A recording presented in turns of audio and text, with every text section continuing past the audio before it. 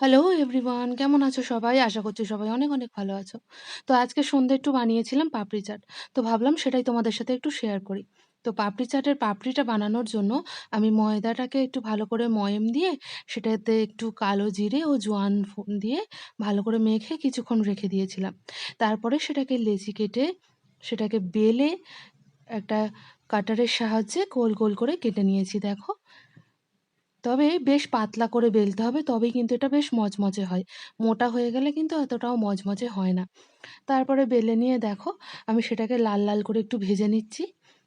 আশা করছি তোমাদের ভিডিওটা দেখতে ভালো লাগবে বন্ধুরা।